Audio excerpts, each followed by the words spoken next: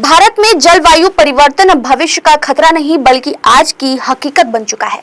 पृथ्वी विज्ञान मंत्रालय की रिपोर्ट के अनुसार देश में हीटवेव की घटनाएं लगातार बढ़ रही है।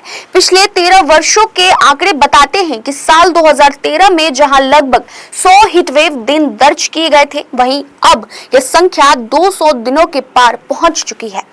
सरकार द्वारा संसद में पेश आंकड़ों के मुताबिक साल 2024 में भारत में रिकॉर्ड 554 हीटवेव दिन दर्ज किए गए, जबकि साल 2023 में यह संख्या 230 थी। यानी सिर्फ एक साल में ही हीटवेव के मामलों में दोगुने से ज्यादा की बढ़ोतरी हुई है।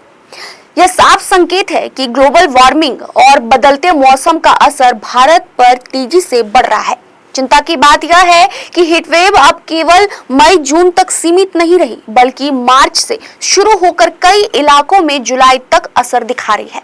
इसका सीधा प्रभाव लोगों की सेहत, खेती, जल संसाधनों और अर्थव्यवस्था पर पड़ रहा है। एक्सपर्ट्स का मानना है कि यदि ग्रीन हाउस गैसों का उत्सर्जन नहीं घटा तो साल 2050 तक भारत में हीटवेव और अधिक लंबी, तीव्र और घातक हो सकती है।